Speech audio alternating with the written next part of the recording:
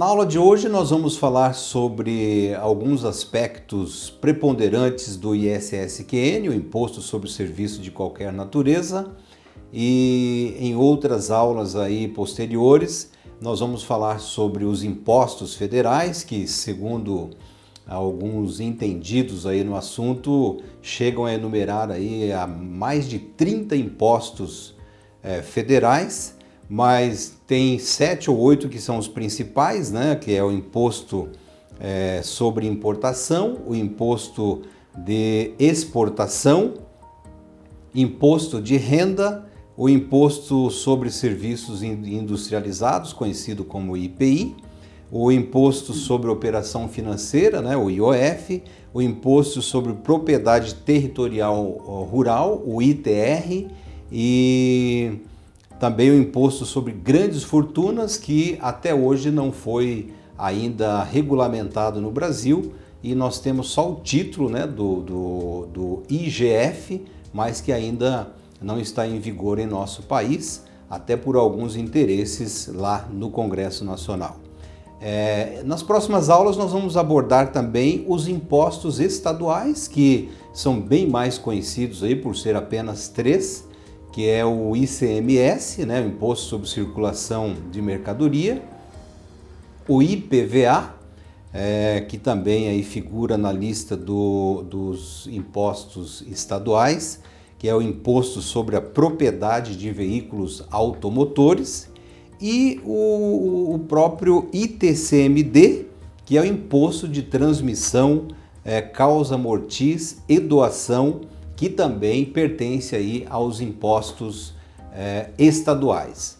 Nós vamos ver também em aulas futuras os outros 2 impostos do município, que no caso é o IPTU e também o ITBI. O IPTU é o Imposto Predial e Territorial Urbano, e também o ITBI, Imposto sobre Transmissão de Bens Imóveis. Esses 2 do município nós veremos posteriormente, porque hoje nós vamos falar sobre o outro imposto do município, né?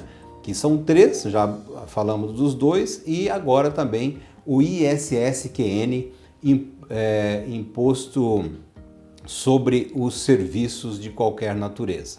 Então, vamos a partir de agora, aí, em torno de 40 minutos de aula, vamos abordar então sobre os aspectos preponderantes do ISSQN, Imposto sobre Serviço de Qualquer Natureza. Demorei muitos anos e, após quebrar a cabeça, adquirir até alguns cabelos brancos e até mesmo insônia, descobri que quase tudo na vida se faz ou se resolve fazendo algumas perguntas.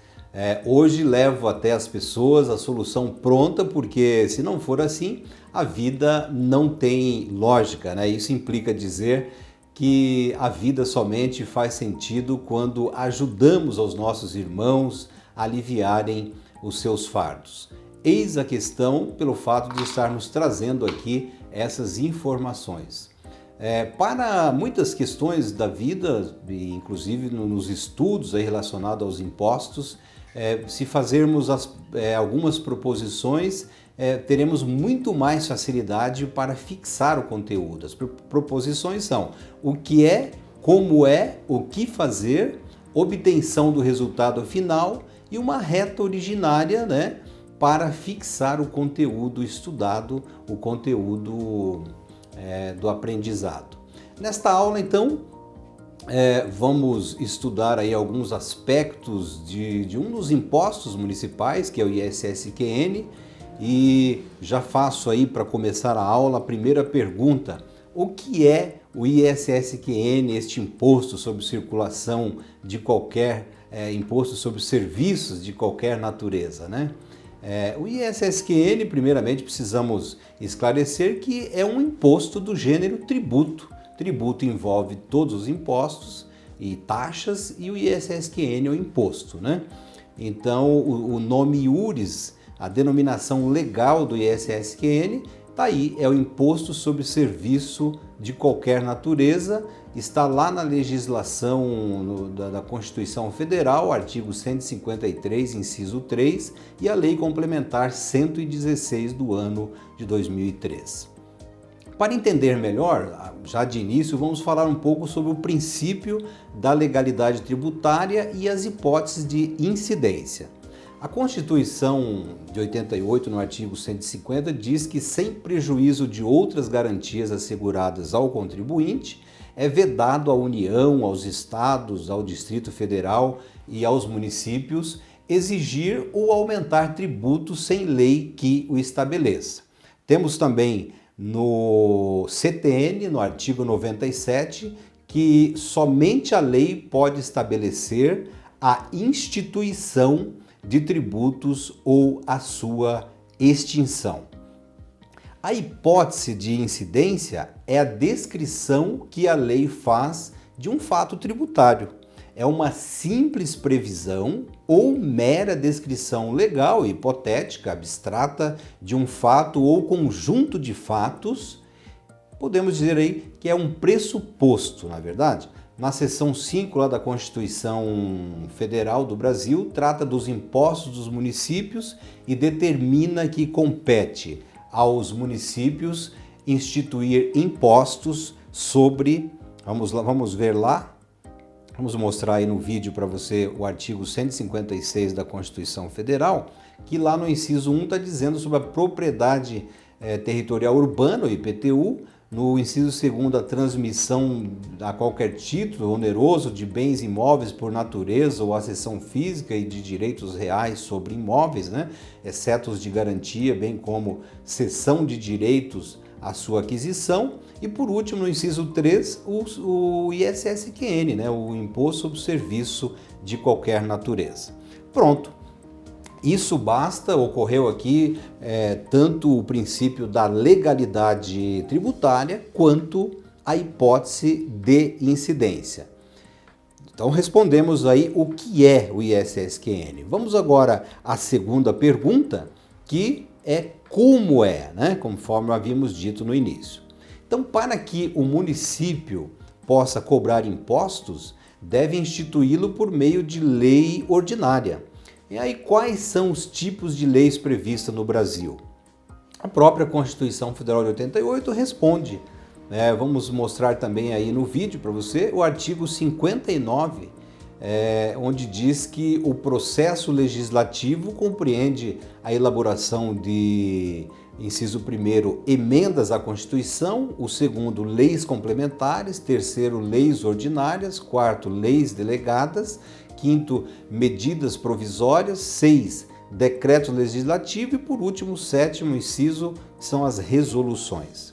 Depois de implantado sua própria lei, através de votação lá na Câmara de Vereadores, o município poderá iniciar a cobrança dos impostos dentro da sua alçada, ou seja, o IPTU, o ITBI e o ISSQN, os 3 impostos que nós já mencionamos, que são aí os impostos que a Constituição Federal de 88 autorizou aos municípios a cobrarem, podendo inclusive alterar a lei municipal através de lei complementar municipal.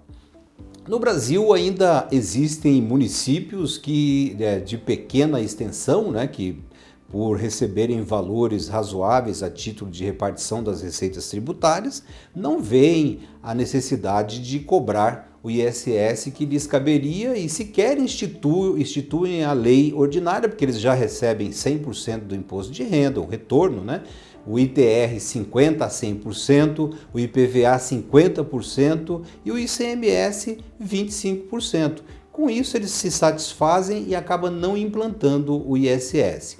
Mas para cobrar o ISSQN, o município precisa instituir uma lista de serviços com suas devidas alíquotas. Conforme este modelo que estamos mostrando agora aí para você, nós colocamos alguns itens da tabela de incidência, inclusive de profissionais liberais e autônomos. Então nós temos ali a alíquota fixa, por exemplo, de 2016, né? Alguns municípios cobram pelo nível superior, pelo grau de escolaridade da pessoa, 25 UFMs, o nível médio de escolaridade 10 UFMs e os demais níveis, né, de escolaridade apenas 2 UFMs. É um critério que o município estabelece para poder cobrar o imposto fixo.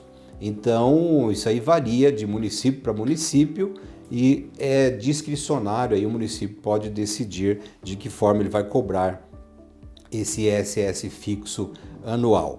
Com relação à tabela das alíquotas previstas na legislação, nós estamos mostrando no vídeo agora também para você entender. Colocamos aqui só os 3 primeiros exemplos ali da tabela, né, que forma os impostos ali congêneres, né? Nós temos lá o item 3, análise e desenvolvimento de sistemas, temos programação que cobra 3%, temos ali processamento de dados e congêneres, que também cobra 3%, né? O município cobra 3%.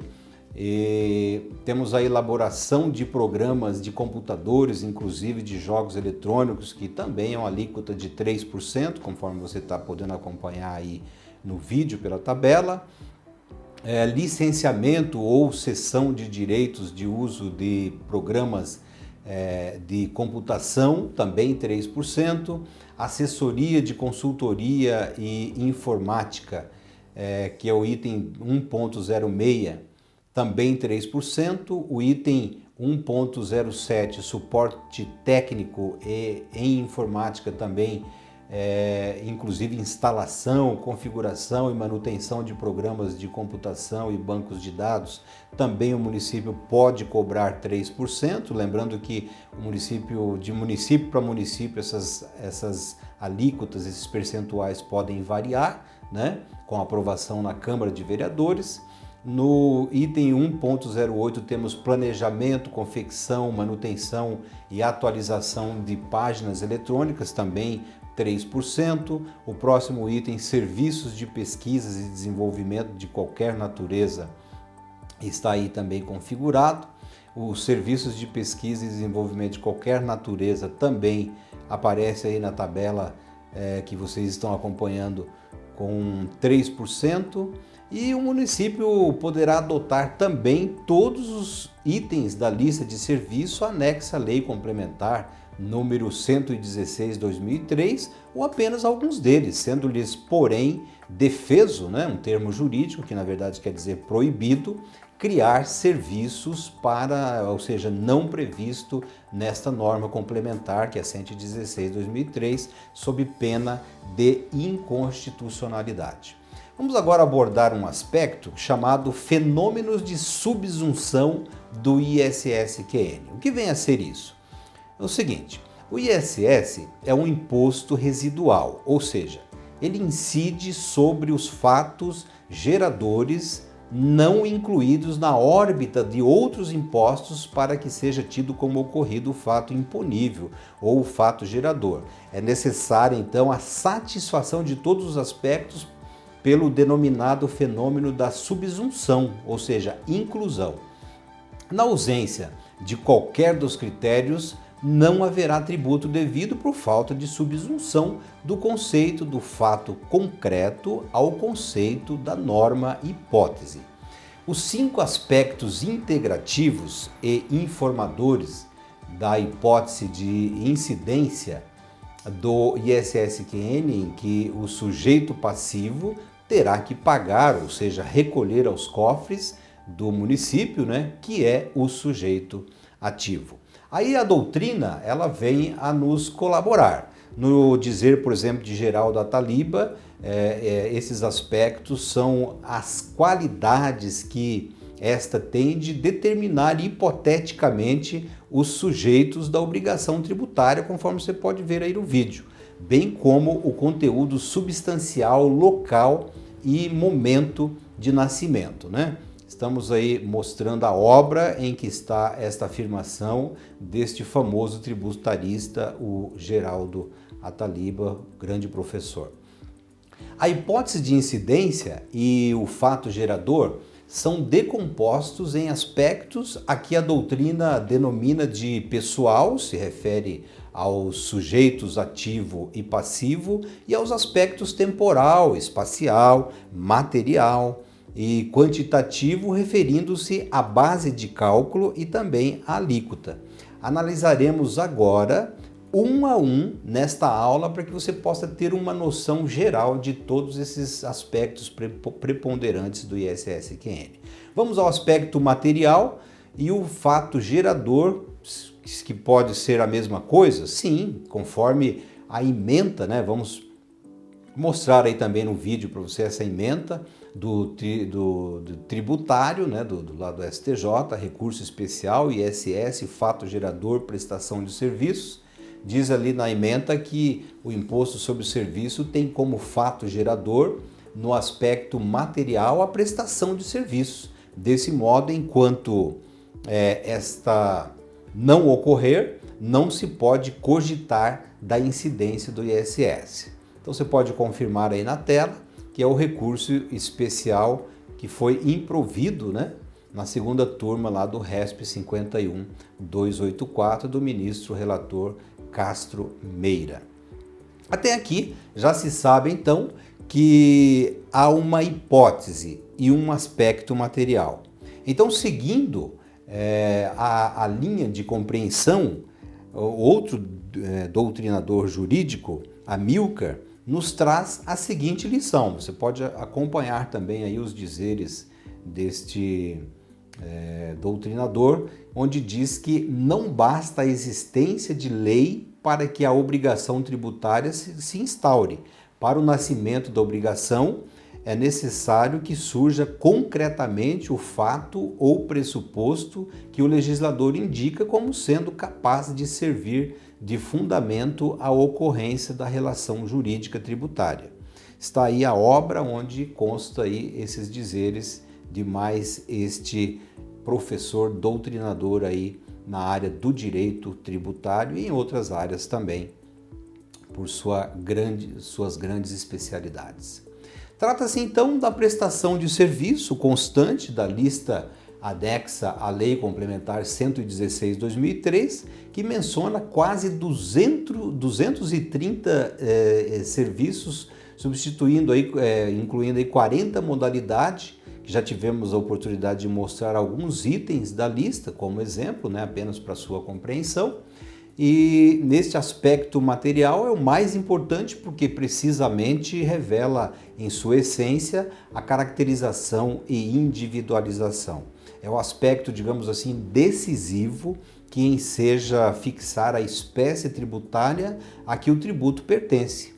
O núcleo do aspecto material do ISS-QN será formado por um verbo aí que exprime ação, prestar serviços puros ou mistos com a aplicação de mercadorias. Consiste na descrição da lei e determina o tipo tributário e também o aspecto constitucional.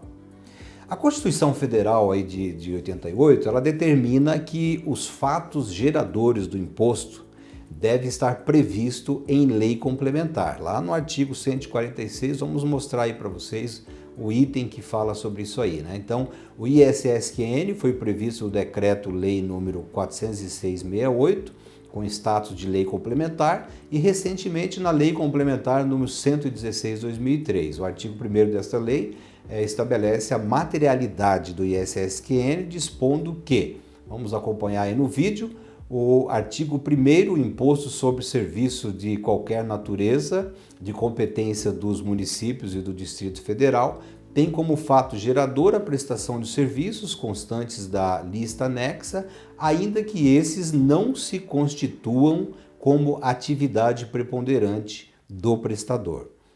Logo, deste modo aqui nós vemos que o aspecto material da hipótese de incidência do ISS-QN consiste na prestação de serviços constantes da lista anexa à Lei Complementar 116/2003. Serviço são bens imateriais. Aí Martins vem e diz o seguinte, peço que você acompanhe também no vídeo, o que diz aí esse doutrinador. Ele diz assim, que a prestação de serviços é a operação pela qual uma pessoa, em troca do pagamento de um preço, realiza em favor de outra a transmissão de um bem imaterial, que é o serviço. Prestar serviços é vender bem imaterial, onde se presume um vendedor, prestador de serviço, e um comprador, tomador de serviço, e um preço, né? O preço do serviço. Está aí a obra em que você que tiver interesse possa extrair esse contexto lá do Sérgio Pinto lá, né? Ocorre aqui um proveito alheio, pois a prestação de atividade em proveito próprio não exterioriza riqueza, nem capacidade também contributiva, assim como o simples contrato de prestação de serviço ajustado também não. O autosserviço, isto é, o serviço que a pessoa física ou jurídica presta para si própria, os serviços sem conotação econômica, mera cortesia gratuita, o filantrópico, o familiar, serviços com relação de emprego, aqueles que desempenhados aí sob vínculo funcional ou trabalhista, também não incidem o ISSQN, ou seja, não são tributados pelo município por caracterizar prestação de trabalho e não de serviço. Os serviços de transporte interestadual, intermunicipal e de comunicação também não incidem o ISS por serem afetos ao ICMS.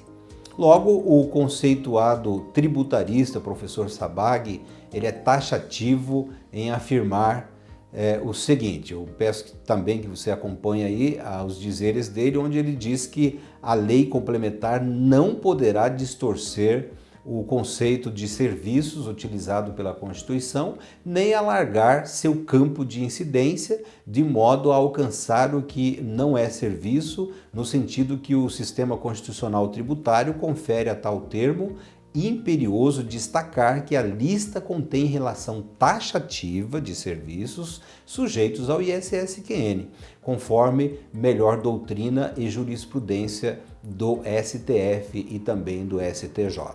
Está aí, você pode verificar a obra do conceituado professor Eduardo Sabag, aí, né, professor de cursinhos e de pós-graduações e de tantas outras obras. Vamos agora ao aspecto espacial. Esse aspecto consiste no lugar ou local em que se considere devida a obrigação âmbito territorial de validade da lei, ou seja, na área espacial em que se encontra a competência do legislador tributário, isto é consequência do princípio da territorialidade da lei aplicável ao direito tributário. Cassone ensina que o aspecto espacial, você pode verificar aí no vídeo, indica o lugar em que terá que ocorrer o fato gerador, que deverá situar-se dentro dos limites territoriais a que a pessoa política tem a competência tributária. Por exemplo, se for tributo municipal, o fato gerador deverá ocorrer nos limites do território do município, né? Está aí na página 149 de sua obra. O aspecto espacial da hipótese de incidência tributária compreende o lugar onde ocorre o fato gerador da obrigação tributária. O local da prestação de serviço tem sido um ponto muito controvertido do ISSQN e já foi parar, inclusive, até nos tribunais superiores, por várias razões, entre elas o seguinte exemplo. Tem-se o típico caso em que um prestador de serviços concede, por exemplo, no município A, cuja alíquota é 5%, com a intenção de sujeitar-se à incidência do ISSQN a uma alíquota menor, promove a inscrição de estabelecimento no município B, no qual a alíquota é de apenas 1%. Aí, a doutrina a jurisprudência perfilharam aí duas vertentes distintas. A primeira defende que o ISSQN é sempre devido no município em que os serviços forem prestados, prestigiando a territorialidade. A segunda, prestigiando aí o princípio da legalidade, que diz que o ISSQN é devido no local que se encontra o estabelecimento prestador. O Superior Tribunal de Justiça, em diversas decisões, como por exemplo nos embargos de divergências número 130.792 do lado do Ceará, entendeu que para fins de incidência do ISSQN, importa o local onde foi concretizado o fato gerador, como critério de fixação de competência do município arrecadador e exigibilidade do crédito tributário. Apesar da força vinculante dos nossos tribunais, com a chegada da Lei Complementar 116/2003, houve certa reviravolta nessas condutas. Vamos ver? Veja só, esta lei adotou um critério misto, podendo o imposto ser cobrado da seguinte forma. Letra A, no local do estabelecimento ou do domicílio do prestador. B, no local da prestação de serviço. E por último aqui, no local do estabelecimento do tomador ou do intermediário. A regra estabelecida pelo artigo 3º da Lei Complementar número 116/2003 é a de que se considera devido o imposto no local do estabelecimento ou do domicílio do prestador. Diante disso, a incidência de ISS no local da prestação do serviço é uma exceção. Diante desta temática, a Lei Complementar número 01/2001, Código Tributário do Município de Cascavel, aqui no Paraná, usa em sua lista a letra L, entre parênteses ali a letra L, indicando que aquela espécie de serviços é tributada onde o mesmo for prestado, independentemente do local do domicílio do prestador. Tá certo? Então ficou bem esclarecido este aspecto. Vamos agora então ao aspecto temporal. O que seria isso, aspecto temporal do ISS? É o exato momento em que se considera ocorrido o fato gerador. É o momento que o legislador escolheu para fazer nascer a obrigação tributária, momento em que se estabeleceu o vínculo jurídico entre o sujeito ativo e o sujeito passivo. Há necessidade aqui, de que a norma tributária revele o momento em que se dá por ocorrido o fato gerador, abrindo-se desta forma aos sujeitos a relação, o exato momento da existência de seus direitos e de suas obrigações. O legislador discricionariamente estabelece o momento que deve ser levado em consideração para se reputar consumado um fato tributário.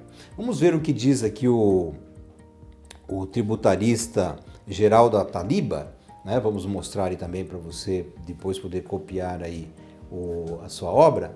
Ele discorre sobre o assunto de maneira detalhada. Define-se o aspecto temporal da hipótese de incidência como a propriedade que esta tem de designar explícita ou implicitamente o momento em que se deve reputar consumado o acontecimento realizado, um fato imponível. Então, é o pensamento aí de Geraldo Ataliba, você pode anotar aí se quiser onde está esta escrita dele. Há um limite constitucional intransponível à discrição do legislador na fixação do aspecto temporal. Não pode ser anterior à consumação, completo acontecimento do fato, isso violaria o princípio da irretroatividade da lei, no artigo 150, inciso 3, a linha A, da Constituição, daí a inconstitucionalidade das antecipações de tributos, algumas vezes aí camufladas sob a capa da substituição tributária, né, como muitos governadores por aí defendem. Na lição de Paulo de Barros de Carvalho, temos que o critério temporal da hipótese tributária representa o grupo de indicações contida na regra e que nos oferece elementos para saber com exatidão em que preciso instante acontece o fato descrito, passando a existir a ligação jurídica que amarra o devedor e o credor em função do pagamento de certa prestação pecuniária, né? Ele diz isso lá no seu curso de Direito Tributário, da página 258 e 259. De acordo com o disposto lá no parágrafo 1º do artigo 113 do Código Tributário Nacional, o nascimento da obrigação tributária principal se dá com a ocorrência do fato gerador. Conforme discorrido anteriormente, você está lembrado, em se tratando de ISSQN, somente com a efetiva realização dos serviços é que ocorre o respectivo fato gerador tributário. Assim, para a exigência do ISSQN, é indispensável a constatação do respectivo fato gerador, tornando-se de essencial importância o momento dessa exteriorização, ou seja, a verificação no mundo fático. Sem isso, não há fato gerador, não há imposto. A determinação do momento da exteriorização do ISSQN nem sempre é simples, a iniciar pelo fato de que este imposto é decorrente da venda de bens imateriais, ou seja, não visíveis. Ocorre ainda que o fato gerador do ISSQN pode acontecer instantaneamente, configurando uma única prestação, como no caso, por exemplo, de serviços aí de datilografia, de lavanderia, né? Como também pode ocorrer demoradamente, dependendo de penoso e lento processo para se consumar, como é o caso aí que todos conhecem da execução de obras de construção civil, que pode se prorrogar aí por meses ou até anos, né? O meu prédio lá era para se construir em 4 anos, acabou sendo construído em 6 anos, gerando até prejuízo para todos nós moradores. Em relação ao ISSQN, a exteriorização de seu fato gerador opera-se no momento em que, na prática, sejam verificadas certas circunstâncias materiais acusadoras dos efeitos de quem prestou serviços para terceiros ou de quem recebeu serviço de terceiros. Assim, nas hipóteses de serviços cuja prestação é complexa, deve o legislador ordinário, ou seja, a Câmara de Vereadores, no caso do ISS, estabelecer claramente o momento em que se considera efetivamente prestado o serviço. Não pode o legislador municipal, né, a Câmara de Vereadores, deixar de lado o princípio jurídico de que o fato gerador do ISSQN não se refere a todo o exercício, mas sim à efetiva prestação de serviço. Então tem que ficar atento nesse aspecto aí quem se propõe a exercer uma cadeira lá na Câmara de Vereadores. Portanto, a exteriorização do fato gerador do ISSQN, o aspecto temporal, é um problema complexo que depende da natureza da atividade, como vocês viram, e da conduta do legislador. Então, nos casos de serviços instantâneos, o fato gerador se concretiza após a efetivação da prestação do serviço, e para os casos de execução continuada, que nós citamos aqui, compete à legislação tributária optar por um momento, como o de concretização do fato gerador do ISSQN, né? Podendo a legislação municipal optar por aguardar aí a prestação integral do serviço ou até mesmo admitir a concretização do mesmo por etapas, sem prejuízo do contribuinte. Então veja que existe aí uma certa discricionariedade onde a Câmara de Vereadores e o prefeito pode definir. Convém destacar que se não há de confundir também o momento da consumação do serviço com o momento do pagamento do preço do serviço, uma vez que o imposto é devido pela prestação do serviço. Ocorrida efetivamente a prestação, nasce a obrigação tributária, sendo devido o imposto independentemente de haver ou não ocorrido o pagamento pelos serviços realizados. O que importa é que neste exato momento surge a obrigação. Vamos agora abordar um outro aspecto, que é o aspecto pessoal do ISS-QN. Quer dizer aí duas figuras que são o sujeito ativo e o sujeito passivo. Vamos então esclarecer aqui quem seria esse sujeito ativo. O aspecto pessoal ou subjetivo é o atributo aí da hipótese de incidência tributária que determina aí o sujeito ativo da obrigação tributária e estabelece os critérios para a determinação do sujeito passivo que o fato gerador fará nascer, abrangendo desta forma duas figuras, né? A passiva e a ativa. Veremos neste tópico que, apesar aí da disposição legal determinar que o sujeito ativo da obrigação é a pessoa jurídica de direito público titular da competência para exigir seu cumprimento, conforme diz lá no artigo 119 do CTN, divergem os juristas na determinação do sujeito ativo. Encontra-se aqui, então, uma crise de opiniões doutrinárias, né, a respeito do mesmo fato. Se de um lado, por exemplo, Geraldo Ataliba, como você pode ver aí no vídeo, em seu compêndio, em seu livro aí no curso de Direito Tributário, lecionam, e o Paulo de Barros de Carvalho também, lecionam que a posição de sujeito ativo pode ser ocupada por pessoas jurídicas de direito público, no caso a União, os estados, os municípios, o Distrito Federal, ou até privado, né, no caso da OAB, Confea, Banco do Brasil, Senai, Sesc, Senac. Este último, o Paulo de Barros de Carvalho, sustenta que até mesmo a possibilidade de uma pessoa física vir a ser sujeito ativo da obrigação tributária. E em contraponto, o Hugo de Brito Machado, aí no seu livro também, que vocês podem acompanhar a biografia no vídeo, sustenta que o artigo 119 do CTN ele é cristalino ao expressar claramente quem pode ocupar a posição de sujeito ativo.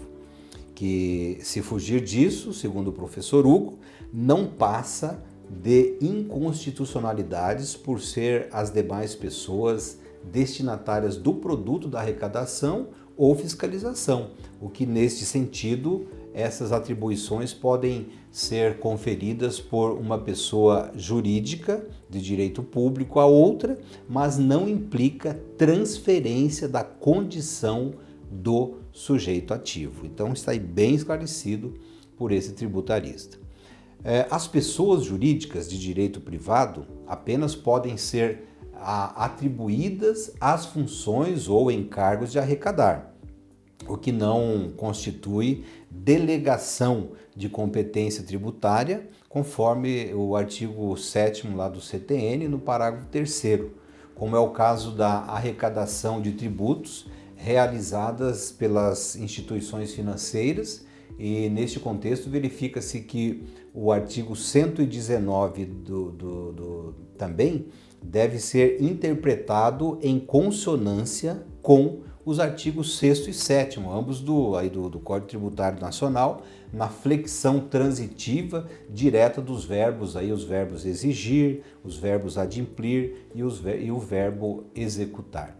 De nossa parte, concordamos com os dois últimos tributaristas para arguir que a competência tributária ela é indelegável, salvo aí as atribuições das funções de arrecadar ou fiscalizar tributos, e sendo que a execução fiscal não se encontra inserida no âmbito dessas funções, portanto, permanecendo indelegável, pode-se concluir que as pessoas que têm a competência para exigir o cumprimento de uma obrigação tributária somente pode ser a mesma pessoa que possui a competência para instituí-la.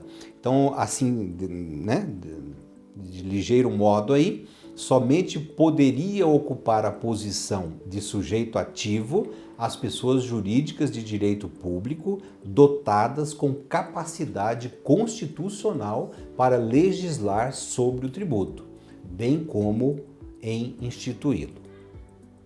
Neste diapasão, dispõe o artigo 156, inciso 3 da Constituição Federal, que a competência para instituir o imposto sobre o serviço de qualquer natureza foi outorgada aos municípios. Isso nos dá a segurança em ensinar que o sujeito ativo do ISSQN é o município, ou o Distrito Federal, ou ainda a União em territórios federais em que não foi dividido em municípios, que praticamente nem existe no Brasil, conforme determina a Constituição Federal no artigo 147. Passado isso, vamos ver agora o sujeito passivo. O sujeito passivo pode se manifestar que somos nós, você, eu, é quem deve recolher, pagar. Contribuintes responsáveis são apenas trocadilhos, né? É a pessoa natural ou jurídica obrigada ao cumprimento da obrigação tributária. Interpretando aí, contribuinte ou responsável é a pessoa que provoca ou desencadeia ou produz a materialidade da hipótese de incidência tributária, devendo suportar a carga tributária. Então nós, né, você, eu, todos nós somos os que suportamos a carga tributária, somos os sujeitos passivos. No magistério do professor Moraes, temos que, em relação ao ISSQN, o sujeito passivo em relação jurídica sempre uma pessoa ligada direta ou indiretamente ao fato gerador do tributo. Tanto pode ser o contribuinte, pessoa ligada diretamente ao fato gerador do ISSQN, o devedor de dívida própria, como o responsável, pessoa que se acha ligada ao fato gerador do ISSQN indiretamente, devedor de dívida alheia. Bernardo Ribeiro de Moraes, né, que ensina desta forma, na sua doutrina prática do imposto sobre o serviço, lá na página 439. Estudando concomitantemente o artigo 1º da Lei Complementar 116/2003, juntamente com a definição de contribuinte, que é o prestador do serviço, estabelecido pelo artigo 5º do mesmo diploma legal, tem-se que no ISSQN o contribuinte é a pessoa física ou jurídica que prestar os serviços constantes da lista anexa que nós mostramos à referida lei. Quem presta serviços nas condições estabelecidas na lei tributária específica concretiza diretamente o fato imponível do ISSQN, investindo-se por imposição e obrigação legal de pagar o respectivo imposto. Relembrando o artigo 2º, inciso 2 da Lei Complementar número 116/2003, exclui expressamente algumas categorias de pessoas físicas de sujeitos passivos e são eles qualquer relação de emprego dos trabalhadores avulsos, dos diretores e membros do Conselho Consultivo ou de Conselho Fiscal de sociedades e fundações, bem como dos sócios, né, sócios gerentes e dos gerentes delegados, mas não fogem à sujeição passiva, pois podem ainda serem enquadrados na figura de responsáveis tributários, inclusive na condição de tomadores de serviços, o que deverá fazer a respectiva retenção mediante especificação legal. Tá certo? Vamos então agora vencido esse tópico, vamos passar para o seguinte, que vamos verificar o aspecto quantitativo do ISSQN. Neste item, nós vamos trabalhar com duas razões, a base de cálculo por um lado e a alíquota por outro lado, uma vez que agora você já está sabendo aí da base de cálculo e da alíquota que nós mostramos lá em cima. Então vamos à base de cálculo. Pertinente à tributação proporcional, ela está vinculada a uma alíquota sobre o montante econômico das empresas prestadoras de serviços. Este aspecto tem a ver com a mensuralidade, medição, determinação de valor.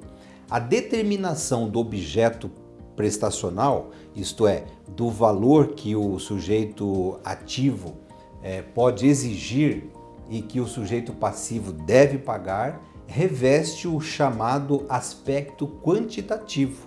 Então veja que não é difícil de entender nesses casos aqui. Há de vir sempre explícito pela conjugação de dois termos, base de cálculo e alíquota. A base de cálculo é o montante de valor recebido pelo contribuinte pelo serviço prestado, ou seja, a importância cuja alíquota e percentual será aplicada. Temos como exemplo, por exemplo, a base de cálculo é igual a R$10.000 e uma alíquota a ser aplicada de 2%, logo se terá um valor de imposto correspondente a R$200. A menos que o imposto seja fixo, como ocorre com algumas categorias de trabalhadores autônomos, tais como contadores, psicólogos, advogados, médicos, dentistas e outros mais, e até mesmo os inscritos como microempreendedores individuais, o conhecido MEI aí, onde tem muita gente se inscrevendo nesse MEI aí nos municípios, com pagamento mensal de R$5. Nesses casos, é impróprio falar-se de alíquota e de base de cálculo, pois não há o que calcular. Para a incontestável doutrina jurídica do professor Caraza, ocorre nesses casos aí uma inconstitucionalidade nos chamados impostos fixos, uma vez que despidos de preocupação com as condições pessoais do contribuinte seriam violadores do princípio da capacidade contributiva, E colocamos aí também no vídeo para você poder anotar a biografia em que este doutrinador está se expressando desta forma. Não sou eu que estou aqui complicando a vida desses contribuintes, não. A base de cálculo de qualquer imposto deve ser definida por lei complementar, de acordo com o disposto na Constituição Federal, artigo 146, lá no inciso 3, a linha A, sendo que a fixação da base de cálculo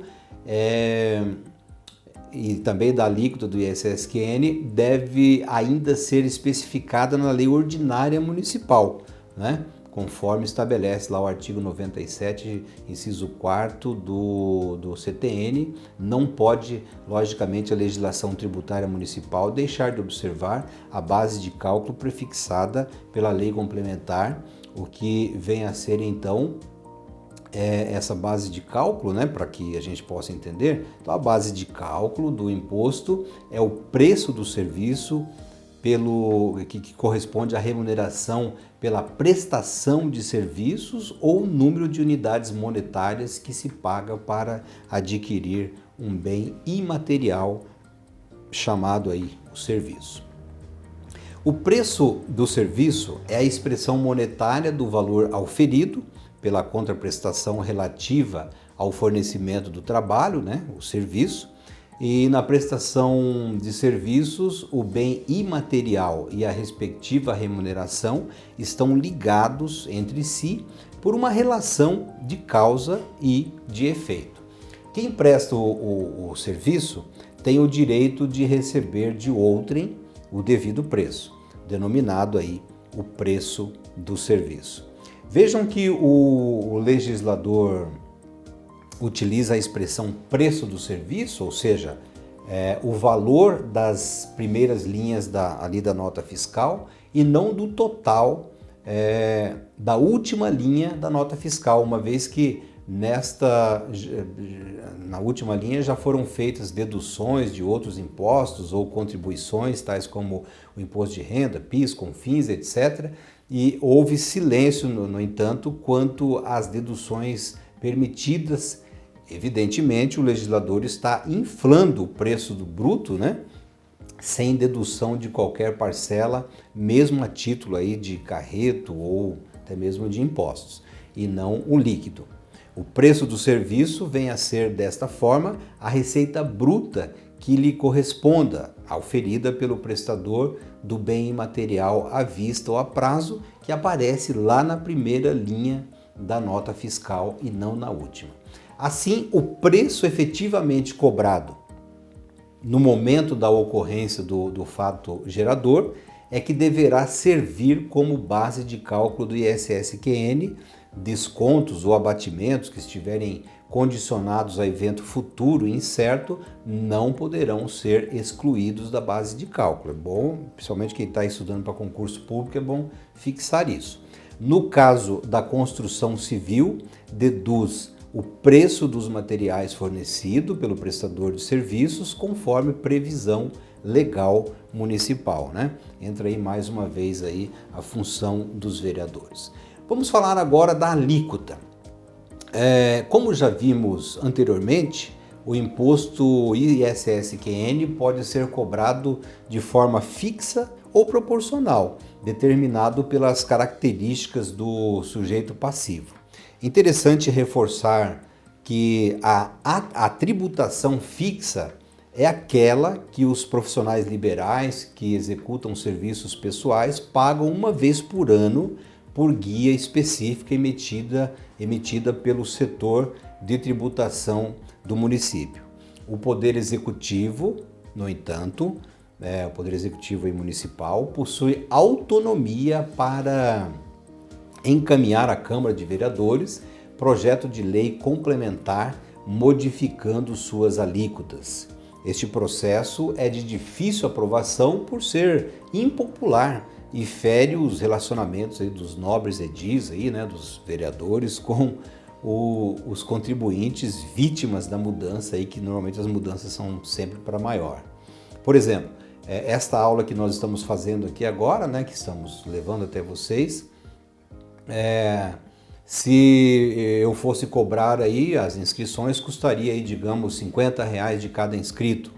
Teria que destacar nota fiscal eletrônica ou recibo para cada um e pelo montante da arrecadação seria destacado a nota fiscal eletrônica da prefeitura e pela atividade palestra que está lá no item 17 da lista de serviço, ou teria que recolher aos cofres da prefeitura uma alíquota de 3%. Aí, ao subirem esta alíquota para, digamos, 5%, já iriam caçar confusão comigo, né? Por isso que é um processo de difícil mudança. Etimologicamente, alíquota significa parte, parcela, por isso a doutrina aí costuma considerá-la como a cota ou fração da base de cálculo que o Estado chama para si.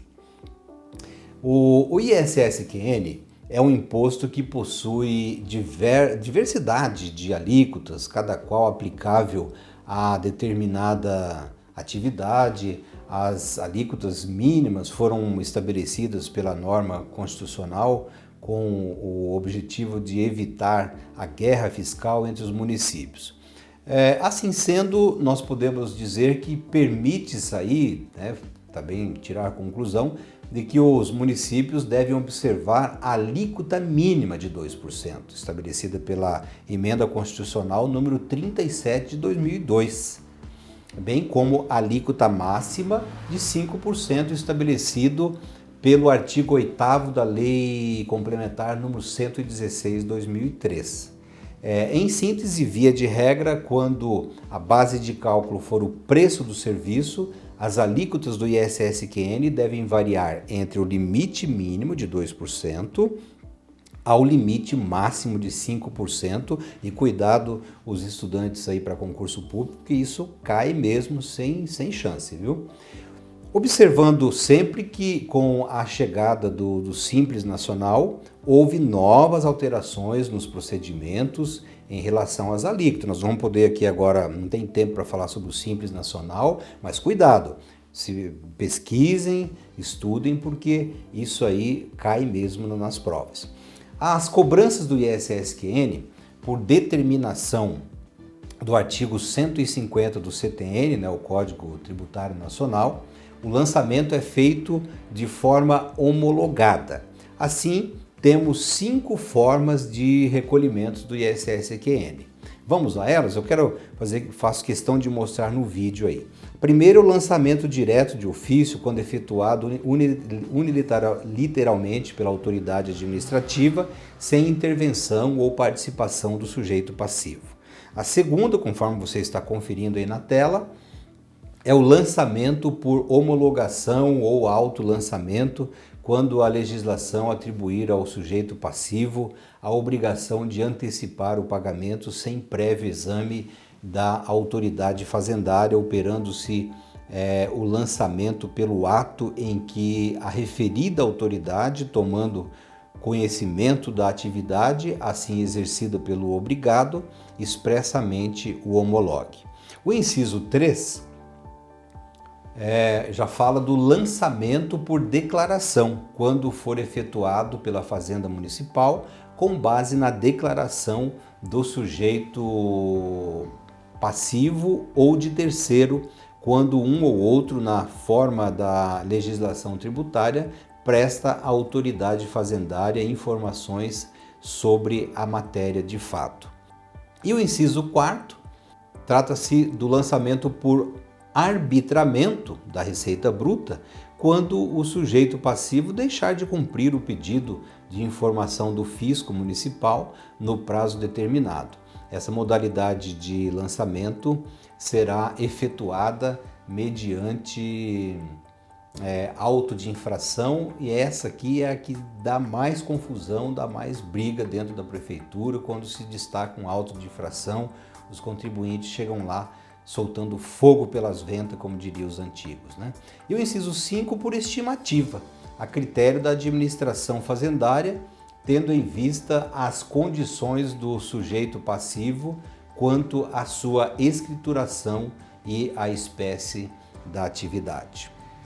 Importante ficar atentos também em relação às isenções, imunidades tributárias e sobre as cooperativas. Esses itens, esses tópicos, nós não vamos estudá-los nesta aula, em virtude de que, como eu já disse, o nosso tempo aqui foi escasso. Vocês puderam verificar aí que foi tudo muito corrido aqui, eu tive que falar rápido e talvez você até não tenha entendido algumas partes, porque a filmagem aqui está correndo direto e sem cortes, então nós temos que ser bem específico na matéria, no assunto, mas as perguntas podem ser enviadas, né? Nós vamos arrumar tempo aí para responder todas as perguntas que chegarem até nós. Nós vamos deixar aí o link da nossa página do Facebook, onde você pode clicar lá, vai poder me conhecer melhor, os meus dados pessoais, eu deixo lá na página, inclusive até mesmo o endereço, onde eu moro, e enfim, vamos interagir. Será um prazer para mim, será uma honra poder ajudar você em alguma pergunta, né? Seja talvez eu esteja falando aí para um professor universitário, para um estudante aí dos diversos cursos afins das universidades, talvez está me assistindo nesse momento um prestador de serviço, um empresário que no dia a dia está ali sofrendo as agruras de ter que pagar o imposto, o ISSQN, né? Então, nas próximas aulas, nós vamos tratar aí sobre impostos federais, vamos tratar sobre impostos estaduais, lembrando que não tem como tratar mais do que um imposto em cada aula e também não tem como abranger todos os aspectos do imposto numa única aula. Então, digamos assim, seria aqui um tira-gosto para que, através do das informações que nós estamos repassando aqui para você, você possa ser despertado a pesquisar, debruçar aí nas bibliotecas em cima das doutrinas tributárias, né? Um abraço a todos que estão conosco aí e até a próxima aula, até a próxima oportunidade.